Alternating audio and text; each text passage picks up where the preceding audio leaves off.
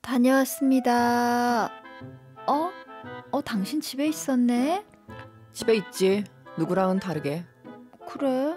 그렇구나. 난 좀 씻을게. 어딜 들어가 당신? 대체 혼자 서울은 왜 갔어? 그냥 혼자 있고 싶어서. 아니 우린 결혼한 사이잖아. 혼자 있고 싶다고 그렇게 여행을 가도 된다고 생각해? 말도 없이? 잠깐이었잖아.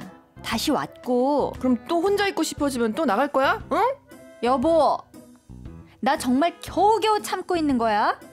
혼자 집에 있으면 당신이 그 여자랑 연락한 게 자꾸 생각나서 속상하고 화가 난다고. 아니 내가 그거는 아니라고 했잖아. 그걸 내가 어떻게 믿어?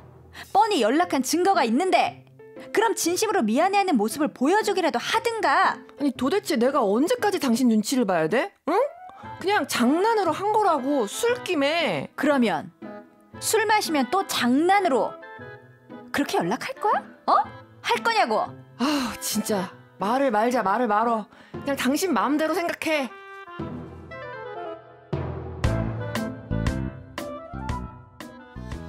네, 맞아요. 4321님, 이번 사연 심각하네요.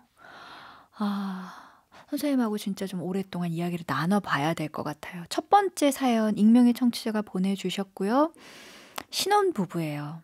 근데 이미 신뢰가 깨져버렸습니다. 어떤 사연일까요? 소개합니다.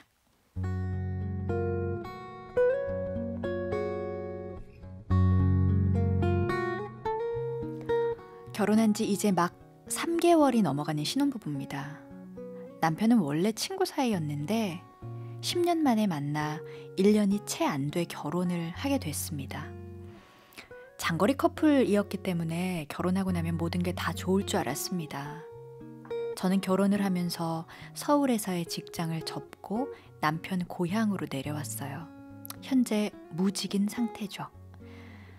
항상 일 때문에 피곤해하는 남편의 말에 서운함을 지나쳐 포기로 갈 때쯤 혹시나 싶어 저도 모르게 남편 핸드폰 비밀번호를 풀어보게 됐어요. 저와 연애를 시작할 때가 재작년 11월인데 12월에 누군가와 주고받은 톡 하나를 보았습니다. 안녕하세요. 로 시작되는 그 메시지는 다른 여자와의 대화였어요. 두 사람은 이런저런 이야기를 짧게 나눴더라고요. 그래서 그 여자를 만났는지 안 만났는지는 모르지만 사진까지 주고받은 거 있죠. 제 눈으로 보면서도 믿기지가 않더라고요. 처음엔 화도 나지 않고 웃고만 넘겼는데 그날 밤 결국 참지 못해 터뜨렸고 남편은 그날 술을 마시고 친구의 부추김으로 대화를 했던 거였다고 말했습니다. 자기 부모님을 걸면서까지 그 여자 절대 만나지 않았다고 말했어요. 최근에 시아버님이 돌아가셔서 남편이 정말 많이 슬퍼했는데 그만큼 결백하다는 거죠. 하지만 그건 본인 주장일 뿐이잖아요. 저에겐 시간이 필요했습니다. 그래서 며칠 혼자 서울에 여행을 다녀왔어요. 그런데 남편은 제가 서울에 여행을 왜 갔는지 이해하지 못하더라고요. 그럴 거면 나는 내일도 피곤할 거거든. 매일 그렇게 나가. 집 나가면 되겠네. 비아냥거립니다. 남편과는 대화가 안 됩니다. 저는 제가 얼마나 속상한지 말로 잘 설명했어요. 그리고 내가 속상한 만큼 당신이 노력하는 모습을 보여달라고 했죠. 남편은 적반하장으로 그럼 내가 언제까지 눈치를 봐야 하냐며 자기가 더 분해서 문도 쾅 물건도 쾅 이런 식으로는 저도 신혼생활을 잘할 자신이 없습니다. 어디 가서 이야기도 못 꺼낼 일이라 속이 정말 시커멓게 탔어요. 저희 어떻게 하면 좋을지 조언을 해주세요.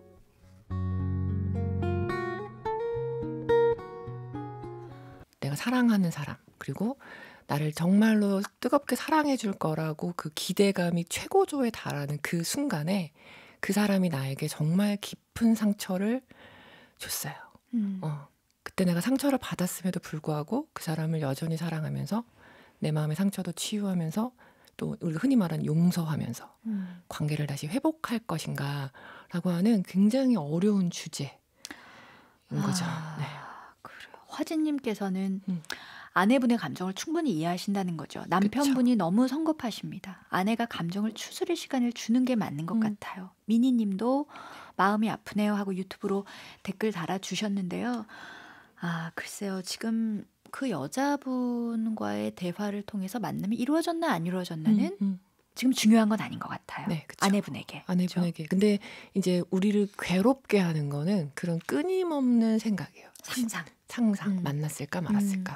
우리가 흔히 말하는 그 트라우마라고 하는 게 외상후 스트레스 장애라고 하는 게 있잖아요. 어떤 내가 충격적인, 그러니까 좀 보면 너무 힘든, 보면 안 되는 그런 내용들의 어떤 것을 장면들을 목격했을 때 이게 한 3개월 정도 됐으면 지금 급성이고요. 6개월 정도가 지났으면 그 6개월 동안 이 사연 주신 분을 끊임없이 괴롭혔던 것은 그거 관련된 여러 가지 상상, 그 봤던 카톡, 문자, 대화 내용 이런 것들이 너무 끊임없이 이분을 괴롭혔을 거거든요. 그런 부분에 대한 치료가 먼저 선행되어져야 돼요.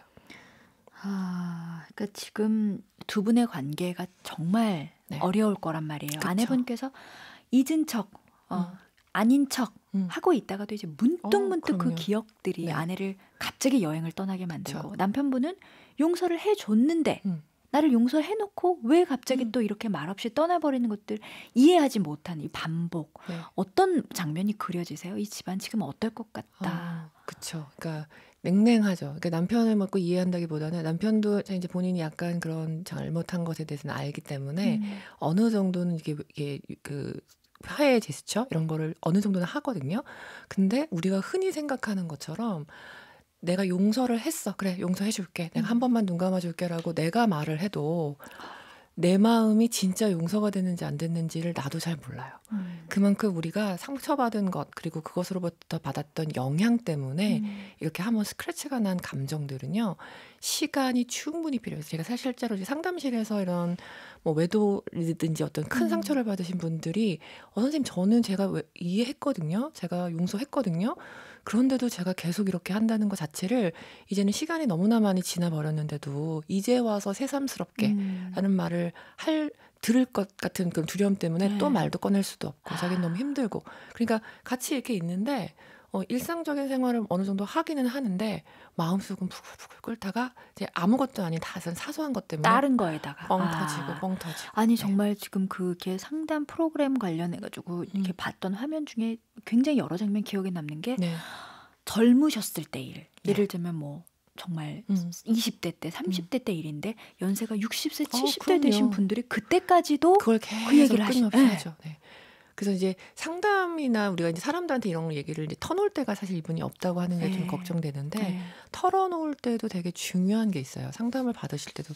그러니까 그러니까 남편이 뭘 했느냐, 뭐 그 여자를 만났냐, 어땠냐, 뭐 믿을 수 있냐, 어떻냐 이런 얘기를 하는 것보다 더 중요한 건 뭐냐면 내가 그런 것들을 봤을 때 그리고 혼자 있을 때 계속 떠오르는 그런 장면들이 나에게 어떤 저 감정적 상태를 불러일으키느냐 내가 그것으로부터 어떤 감정을 영향을 받았느냐라고 하는 내 감정에 굉장히 포커싱을 맞춰서 그 감정을 치유하는 쪽으로 가는 게 되게 중요해요. 그러면 이제 내 마음을 잘 들여다봐야 되는데 네. 진짜로 내가 뭐 때문에 힘든가? 그쵸. 그거를 이제 봐야 네. 된다는 거죠. 이제 우리가 이제 이거를 약간 좀 확대해서 외도라고 하는 거를 네. 남자들의 외도와 여자들의 외도가 좀 다르거든요. 남자들은 좀 이렇게 이런 말도 그렇지만 잠을 잤냐 안 잤냐, 실제로 만났냐 안 만났냐 이런 걸 가지고 외도의 기준을 잡아요. 남자들이 배우자에게. 그렇죠. 네. 그래서 그 아내가 이제 혹시 이제 그런 외도한 것 같으면 그걸 굉장히 괴로워하면서 물어보죠. 혹시 잠자리를 했느냐. 근데 여자들은 굉장히 그 외도의 기준이 다르죠. 여자들은 잤냐 안 잤냐가 중요한 게 아니에요. 그 마음이 한 순간이라도 나 아닌 다른 그 누군가에게 향해 있는 그 시간 그리고 또 함께 있는 공간 그거 자체를 견딜 수가 없고요. 그걸로 인해서 받는 이건 여성도 마찬가지 남성도 마찬가지인데 감정적인 어려움이 뭐냐면요. 비참함이에요. 내가 저 사람에게 이렇게까지 아무것도 아닌 존재인가? 라고 하는 그 서러움과 비참함이 느껴지기 때문에 이건 어떻게 말로 설명할 수가 없는 거죠. 그러니까 아내분께서는 네. 용서를 해야지 별 수 있겠냐. 그러나 당신이 나한테 그만큼 잘하려는 노력을 보여라. 남편분은 내가 언제까지 눈치만 보면서 살아야 되느냐? 네. 당신이 더 원하는 게 뭐냐? 이 정도의 사과 이상의 더 원하는 것이 뭐냐? 이 차이가 좀 있는 것 같아요. 그렇죠. 그러니까 여기서 이제 되게 중요한 게 있어요. 용서라고 하는 것의 본래 속성이 상대방이 사과하면, 그리고 우리가 흔히 말하는 거죠. 진정성 있는 사과를 하면 내가 용서가 될 것 같다고 생각하잖아요. 네. 상대방이 진짜 진정성 있게 사과하잖아요. 그럼 더 화가 나요. 아, 진짜인 것 같아서. 네. 근데 왜냐면 용서는요, 내가 감정이 충분히 애도가 되어지고 슬퍼지고 슬픔을 느끼고 그런 것들을 좀 처리할 수 있는 전문가의 도움을 받아야 이 감정이 사라지는 거지.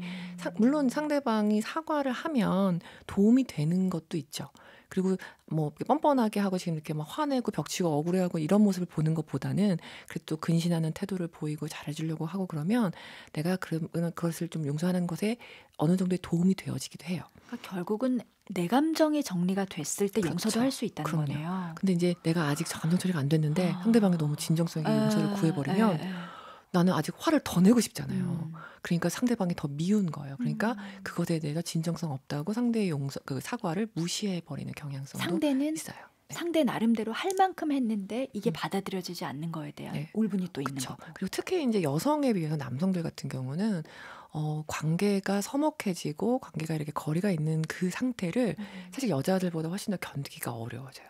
그리고 이제 더 중요한 건 뭐냐면 내 마음이 아파라고 말하는 게 잘못 들으면 너 때문이야. 물론 이제 그 행동 때문에 내가 받은 영향 맞지만 이게 계속 비난과 공격적인 태도로 일관되는 경향성들이 없지 않기 때문에 우린 그런 거 있어요. 상대방이 나 아프게 했으면 피해받은 사람의 약간의 당연한 정당성을 갖고서 상대방을 내가 좀 함부로 막 말하는 경향성을 갖게 되거든요.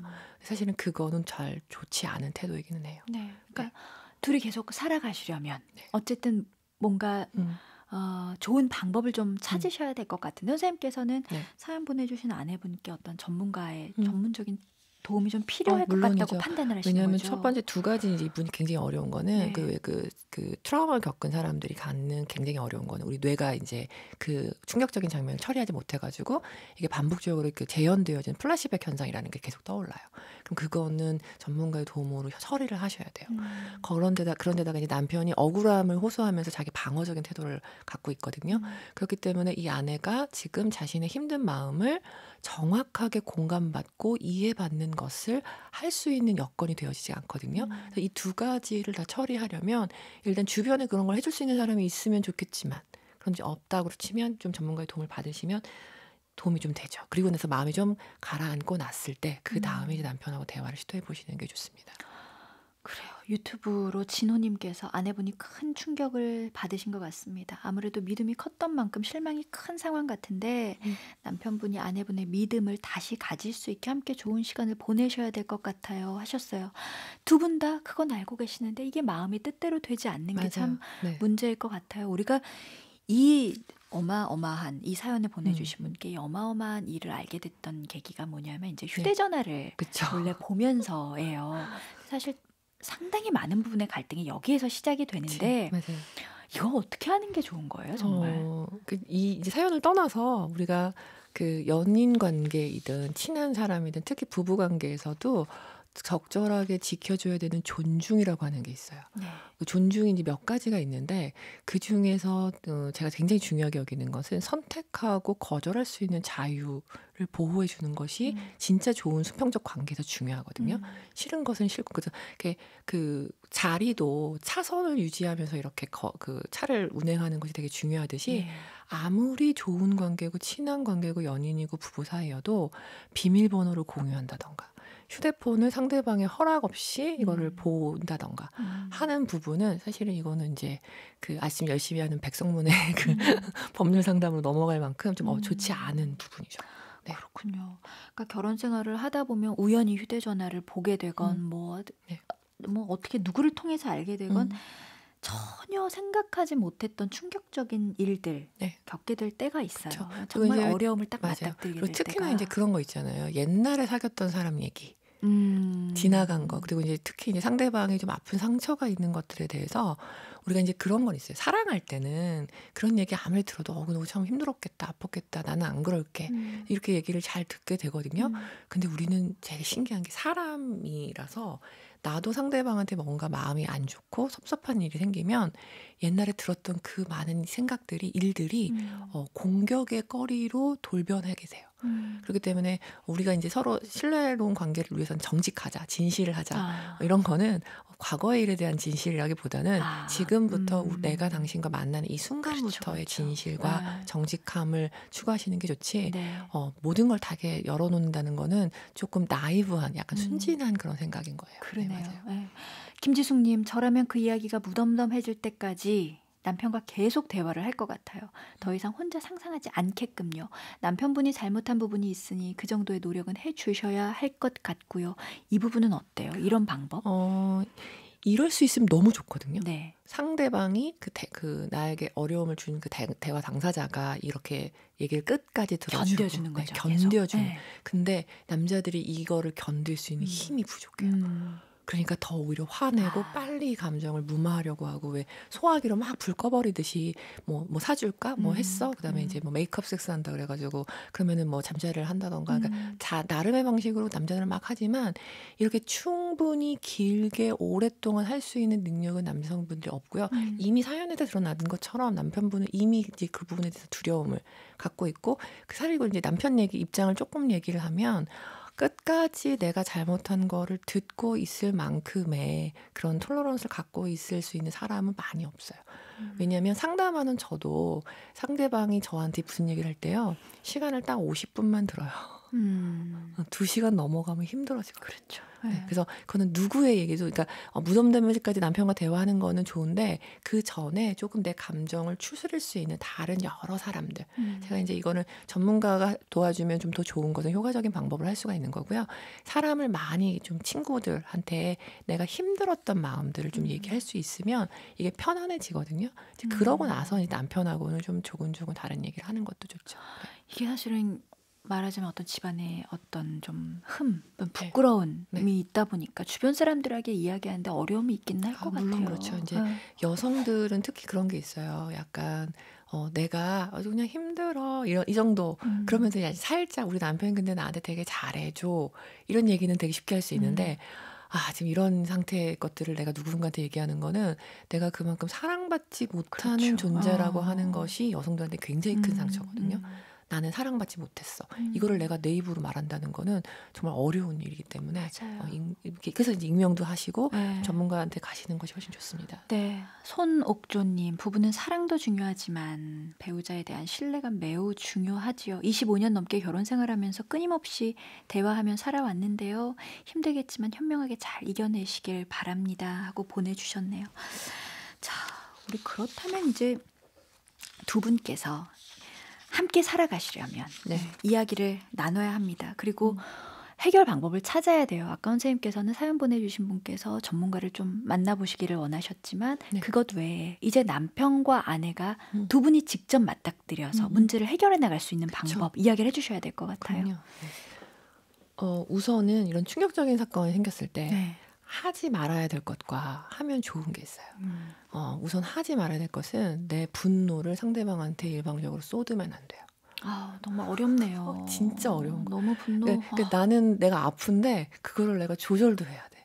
그래서 사실 그 억울함이 훨씬 더 많거든요. 그러니까 네가 상처를 줬으니까 네가 내 거를 치료해줘야지 나는 가만히 있을게. 사실 이게 너무 좋긴 한데 내가 상처를 입은 사람이 관계를 깨트리지 않기 위해서는 일단 멈춰야 되는 게 뭐냐면 비난을 퍼붓는 거를 멈춰야 돼요. 네. 그리고 더 중요한 건 일상생활을 그래도 어느 정도 유지하는 것은 필요해요. 왜 이렇게 아직 우린 이혼한 건 아니야. 그러면 남편과 아내로서의 어떤 것들은 일상적인 것들은 유지하지만 중요한 게 있어요. 여보, 그런데 우리가 지금 좋은 관계는 아니야. 우리 관계에 뭔가 어려움이 생겨 있어. 그러니까 내가 일상은 유지하지만 내가 마음으로 당신에게 다가갈 때까지는 시간이 필요해. 그거를 당신이 견뎌줬으면 좋겠어. 라고 우리의 관계에 뭔가 틈이 생겼다라는 것에 대해서 인정하는 말을 할 필요는 있죠. 그리고 하면 좋은 거는 뭐냐면요.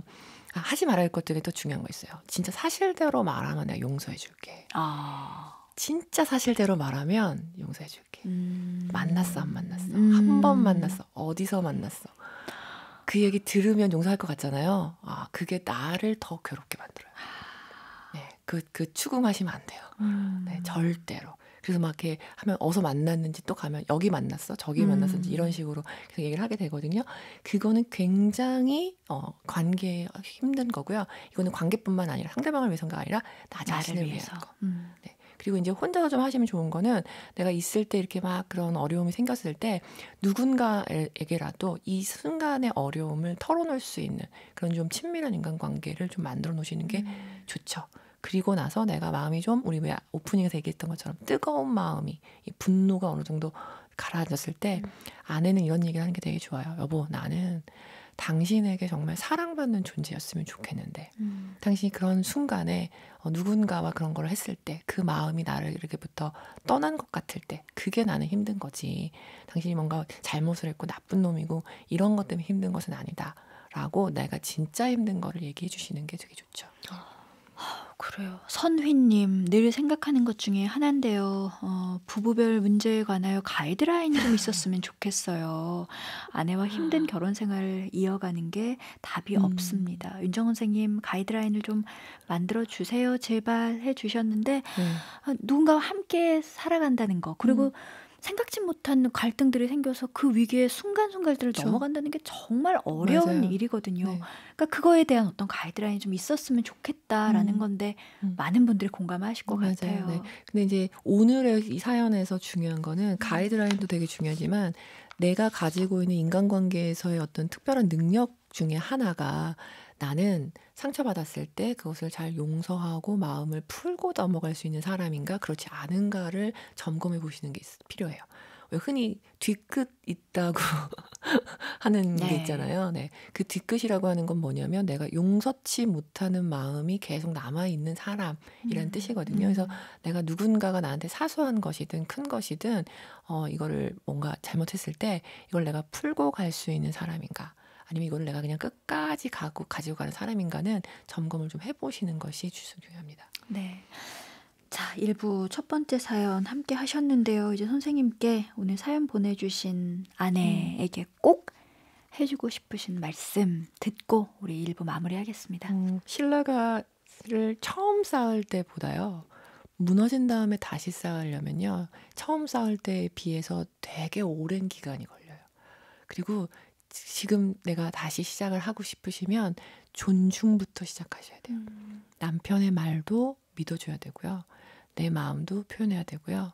우리가 그러니까 남편도 하지 말아야 될 거를 하지 말아야 되지만 나도 내가 화났다고 해서 남편에게 너무 함부로 대하는 것은 하지 않는 것. 그래서 일상을 좀 유지하시면서 내 마음을 좀 돌보시는 것. 그래서 다시 신뢰를 쌓으면 상처의 흔적은 있지만 다시 사랑할 수는 있거든요. 네, 긴 여정이라 혼자서 가시기 어렵기 때문에 누군가의 도움을 좀 받으셨으면 참 좋겠네요. 네.